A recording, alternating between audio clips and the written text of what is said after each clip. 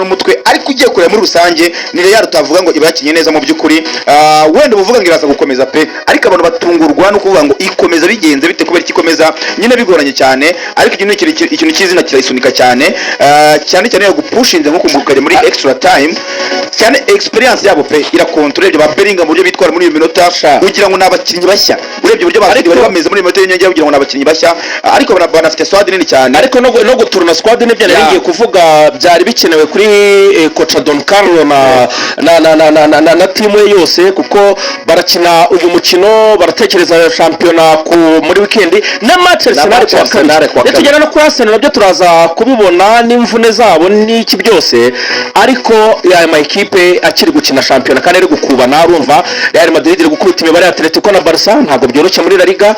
Arsenal nayo iravuga ati nta wamenye ibya Liverpool amanota no bwabo ari 9 ashobora kujyamo 12 ariko reka dutege turebe natwe bakagenda rero abatoza bagiye bareba uburyo bakora kuri baturuna squad kugira ngo bahuze iyo mibare yose bahuze nayo marushanwa yose bakirimo ntabwo byoroshye na gato. Iki kigaragaza n'ubundi intege nke bafite muri defense yabo kuko urebye imikino bagenda bakina akenshi nyine barinjizwa cyane. Menyesha ko umuntu bita Lucas Vazquez bakeneye transfer ya Trent Alexander-Arnold ntabwo ari yonyine bagakore kuzana n'unda ubwo uzajya umwungana ariko kabiri bayitsindirwa ibitego byinshi cyane nk'igitego cyari mugoroba cya mbere cya Real Sociedad ni guhagarara nabi kwa Lucas Vazquez no kunanirwa kwirukana inyuma y'umukinnyi cyamusiga niho nashaka guhera kuri kwa Vazquez urumva ubundi yari asanzwe umukino ukina ku ruhande karindwi cyangwa se 11 ariko baza no gusubira inyuma none n'imyaka wamagana amaze kugira biragaragara ko imbaraga zo kudefanda zo si nyinshi burya kwataka pe kabara agakinnyi keza karihuta cyane ariko uburyo gukora marquage kuri adversaire kumwambura baro kumenya itanga 33 urumva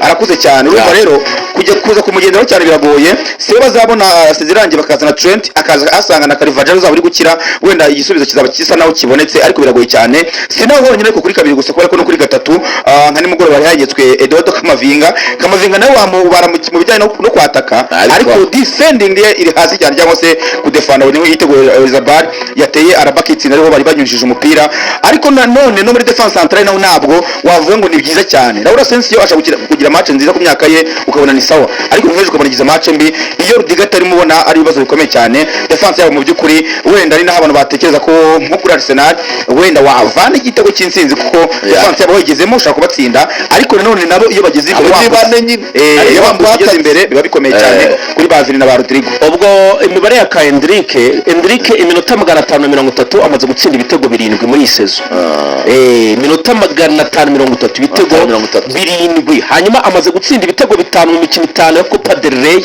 niwe ufite Real ku bitugu muri Copa del Rey kana se igitego cyiza ka Depol Aper di ballon yasabye umupira muri iminsi kashaka gukonfirma kavuze ko gashaka gukina mondial ya 2026 babarecha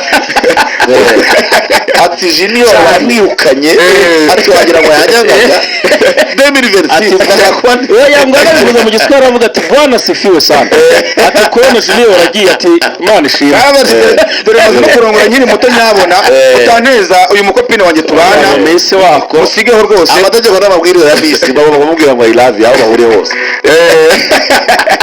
uriya Endrique ko kwarana uriya mukobwa umuruta imyaka ingahe iyo jambo riragora abasore bose I love you ngabo bamubwira ngo igihe njya kuri vuga nkumva ururimi ruruhoro ruragobwa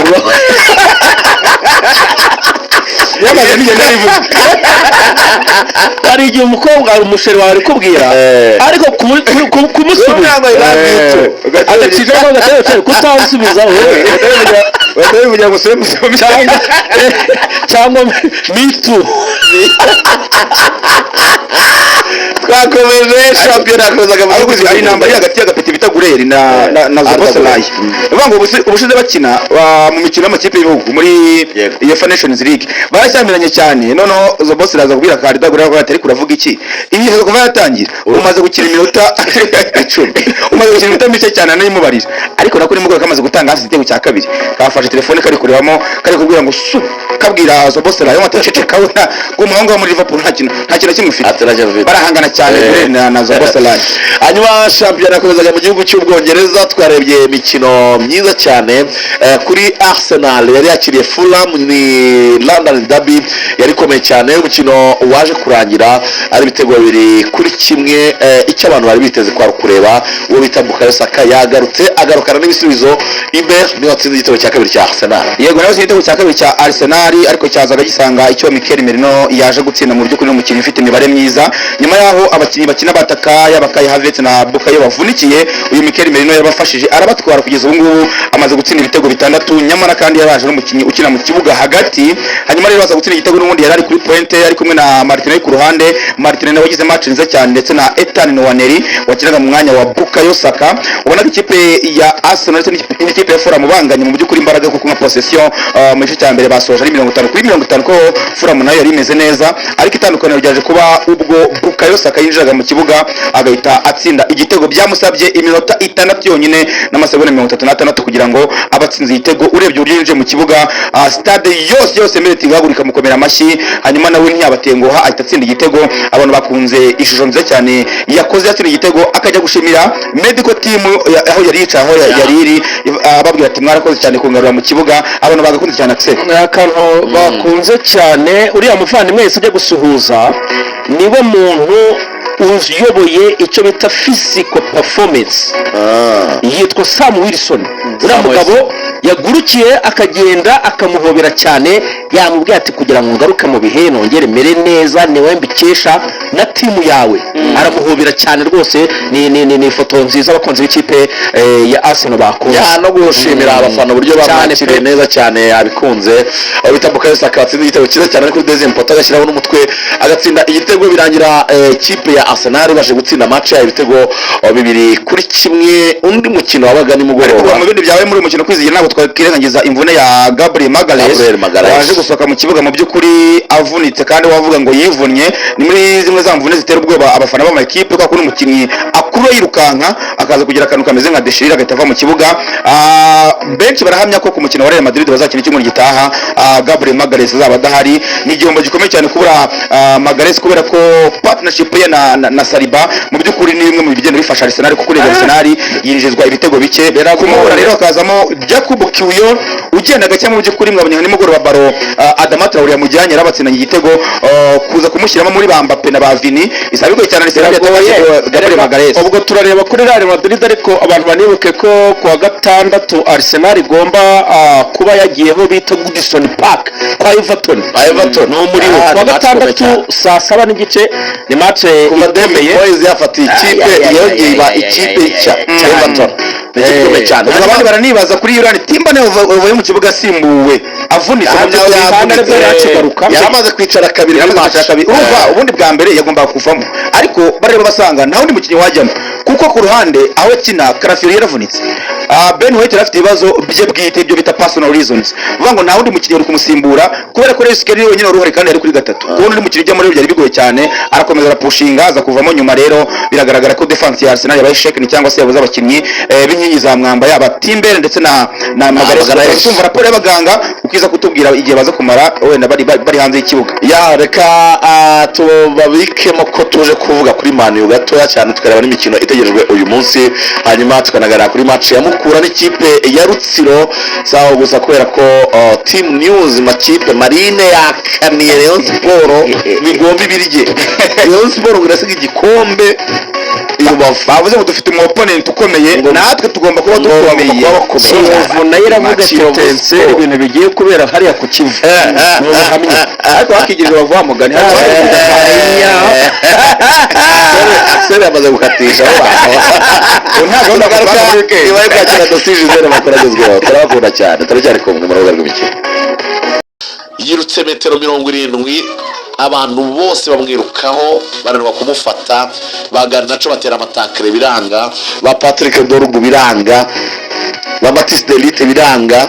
Abatsinda igitego yatsinze ku munota wa 5. Kuva ku munota wa 5 Man U yahaze ishaka kwishyura igitego ikora attempt 24 muri match ariko biranga itayitsinzwe itaha itsinzwe. uyu mwana yitwa Anthony David Junior Elanga, ni umusore w'imyaka 22 yonyine, yavuka mu mujyi wa Malmö muri Swede, ariko ise nk'uko mubyumva akomoka mu gihugu cya Kameruni.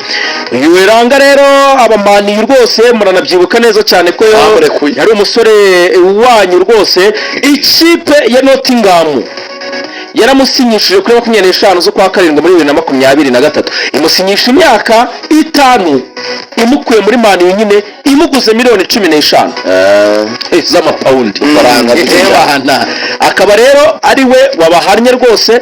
ubwo rero nk'uko wari ubigarutseho Claude, ikipe ya Manchester United yakoze ibintu zayo zari ziteye ubwoba, biteye ubwoba. Manu yagize possession ya 62%.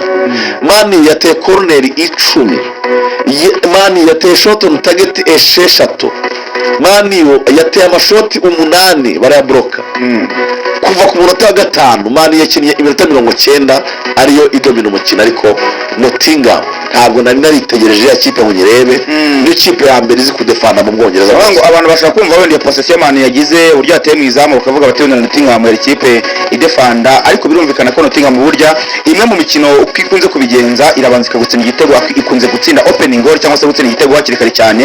no vuga ngo yo isigara ijera iminota inakujera wowe nka adversaire, ikwima uburyo bw'izamu, ariko banateramo afite umuzamu ukomeye cyane bita Marcels, umuzamu birgize gukora amasevu cyane, bakanagira defense irimo ba muriro wabonye ibitego bagenaga bavanamo, izera defense yabo mu by'ukuri, ariko bagira ama transfer rapide yihuze cyane n'ibyo ngitego batsinze, uburyo bazamutse birukanka cyane, ariko akaba ari Elanga uzamuka umupira wenyine. se wenyine bikora ko na ba Morgan Gibbs wote bajya babikora, ba Chris Wood bahari barabikora, niko nyine batsinda amakipe akomeye cyane.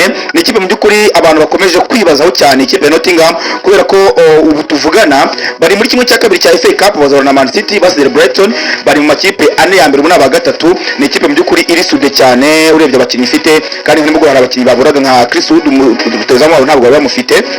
ni ikipe mu by'ukuri ikomeye Axel, umuntu yavuga ngo Mani nubwo yatsinzwe ariko n'umuretse muri ikipe ikomeye, yitsinze amajya n'amaza, amajya n'amaza, ari nacyo cyatumye abantu bishimira cyane uyu mutoza wabo Nuno Espirito Santo, bavuga yuko abaye umutoza wa mbere wa Nottingham mu myaka 114 ubasha gutsinda ikipe ya Manchester United imikino ibanza niyo kwishyura. hanyuma kandi iyi Nottingham, kugira ngo wumve kandi kantu keza cyane aba bavandimwe ba Nottingham bakoze, iyi Nottingham ku kibuga cyayo bita City Ground ni unbeaten, ni ukuvuga ngo ntiratsindwa n'amakipe ya Big Six.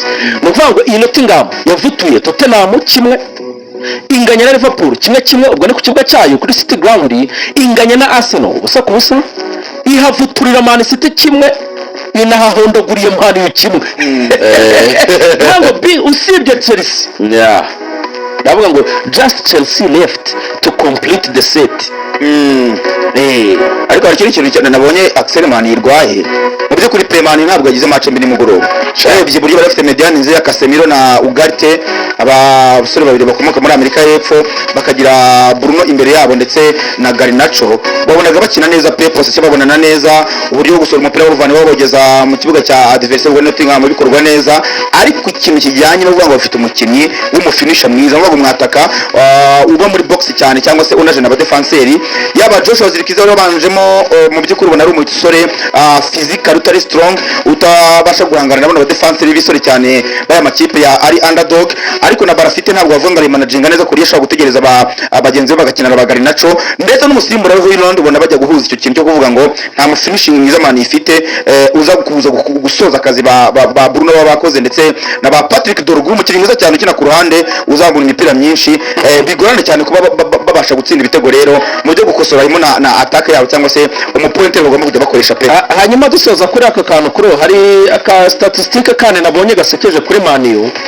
uzi ko Man U mu mikino 30 hano baravuga ngo we are now 30 games, urumva, yego, into the season, and Manchester United are yet to win consecutive Premier League games muri match 30 ntibaratsinda umukino bikurikiranye ntibibaho muri match 30 iyo batsinze bagakubitwa cyangwa bakanganya ariko gutsinda ibiri mani yo ntabwo araho batsinzwe 3 yikurikiranye urabyibuka cyane araho batsinzwe 3 yikurikiranya iyi nsinzwi yari 13 muri Premier League ibaze muri match 30 13 muri match 30 kandi arimo nizo bagiye banganya ni saison mbi cyane nabonye umutoza Ruben Amorim avuga ngo iyi match dukinnye ndetse nuko tukitwara ntaho bitane n'uburyo twatangiye saison biravuga n'ubundi mani nubwo atarayirema ariko avuga ngo narayirebaga uburyo bakinaga batangiye saison nabi cyane n'ubundi bigeze iyi nshuro bari gukina nabi ubu ngubu mani yatsinze match 10 zonyine match 10 ubwo urumva banganyije zirindwi urumva batakaje match zingahe 20 urumva nyine no kumenya no gutakaza batakaje match 20 batabonamo amanota 3 ni saison mbi cyane bafite ubwo mani igeze ku mwanya 13 n'amanota 37 ni ngo Tottenham iramutse itsinze match yabo Reda 37 Everton ni nayo Derby 37 conference yatijya ku mwanya 10 na West Ham iracyari hasi yo yego conference bazayijyamo conference nayo bashaka kutayijyamo bakomeje gutsindwa gutya bashaka kutayijyamo kandi ku cyumweru bazakina na Manchester City muri Manchester Derby ndibuke neza bajya gukurikizaho Manchester reka twihute cyane mwabagabo mwiko dufite dossier ziremereye cyane z'uyu munsi murabizi ko uyu munsi shampiyona irakomeza mu gihugu cy'Ubwongereza ariko aha mbere na mbere tubanze tuvuge kuri iyi mikino ibiri Derby della Madonnina mu gihugu cy'Ubutaliyani AC Milan na Inter de Milan ku isaha ya 3 z'ijoro ejo bundi hagaragaye video ya Kyle Walker abwira Joao Felix ntabwo uri Messi nta muntu n'umwe witwa Messi muri iki kibuga cya AC Milan gifata baro abagenzi bawe ati nakinanye n'abakinnyi barenze ba Felix n'abandi AC Milan yavuze ati twagiye amahirwe tukabona sezirangi ukatuvira aha ugasubira mu ikipe ya Chelsea. Joao Felix yari umukinnyi mwiza utanga icyizere cy'ejo hazaza ariko yararangiye.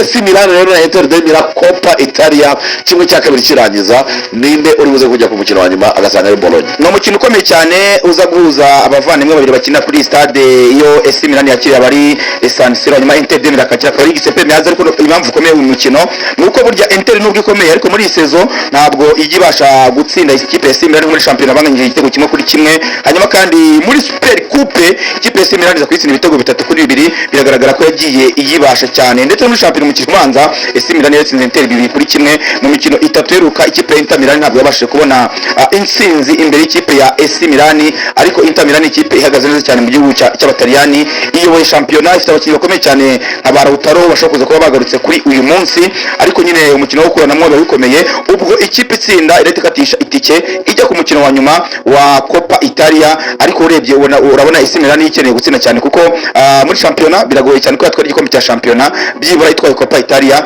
ntabwo yabagize saison nile cyangwa se saison blanche. AC Milan kuva yazana umutoza Sergio Conceição kugira ngo bakosore ibintu birumvikana bazabikina n'ikipe ya Inter de Milan ya Simone Inzaghi nayo ni ikipe ikomeye cyane. Ni match yo kwitega abantu baze gukurikira amenye ibyabereye muri Coppa Italia.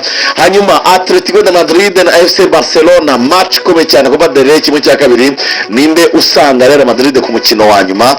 Ese na Atletico Madrid ni Barcelona Axel umukino wa mbere ubanza banganyije ibitego 4-4 uyu munsi. Diego Simeone yavuze ko nta yindi gahunda afite, nta gahunda yo kudefanda afite, nuko ataka Barcelona nuko ataka. Urebye nka match nkenye zinyeruka rwose harimo na match baguye muri championnat kuri 16 z'ukwa gatatu rwose equipe ya Atletico Madrid iterekamo ibitego 2 abantu baravuga bati babone bikoze Barca turuka inyuma yarabyishyurishiramo n'ibindi birangira 4-2 ku kibuga cyo n'ubundi cya Atletico kuri Riyadh Air Metropolitano. Barca yarabutsinze ubwo undi mukino nyine ubanza warabaye 25 z'ukwa kabiri nkuko twabivugaga byari 4-4. Ni match rero ikomeye cyane mu by'ukuri y'aya ma equipe navuga ko anahanganye no muri championnat ya Espagne kugeza ubu ngubu bariho barabyigana ku buryo bukomeye cyane kubera ko iyi Barca abantu barabyoka neza cyane ikaba iri ku mwanya wa mbere n'amanota yayo 66 mu gihe Atletico iri ku mwanya gatatu n'amanota 57 ikinyuranyo cy'amanota agera 3 ubwo ni amanota 9 ikipe ya Barca iri kurusha ikipe ya Atletico Madrid. Wenda ugiye guciramo rero mu makuru kareba abakinnyi bahari abadahari nko ku ruhande rwa ikipe ya Barcelona twarababwiye kwitwa Marc-André ter Stegen umuzamu wabo w'Umudage yagarutse mu myitozo yaramaze igihe adahari. Marc Casado, Dani Olmo, Marc Bernal, Andreas Christensen aba bose baravunitse na bahari mu gihe kwa rwa ikipe ya Atletico udahari umaze igihe rwose adahari ni kapiteni wabo Koke. Akaba rero aricyo twaba tuvuze kuri uyu mukino. Ni match ikomeye cyane. Obraka nawe ndabona ashaka kuza kudakina umuzari wa ikipe Atletico urwanda rwa Atletico rwose Obraka ashaka kudakina. Ndabona bavuga ko afite ibibazo bakaza gushyiramo umuzamu Yohani Muso Shanga Barca yaza gukora Obraka yabigoye cyane kugira ngo Barcelona yani bitten imikino 20 iherutse yatsinze imikino 17 inganya imikino 3 ni match ko urabona bavuga ndabona nanjye ari Muso ushobora kujyamo. Muso Azpilicueta Jimenez Rengre na Reinildo Llorente De Paul Barrio Simeone Griezmann na Alvarez. Yego ntabwo bamufite muzamu yani Obraka ntabwo hari mu gihe Barca Chesney Kunde ku Barca Inigo na Balde De Jong Pedri Yamal Gavi Rafinha na Lewandowski. hanyuma bari bavuze ko mu gihugu cy'Ubudage Stuttgart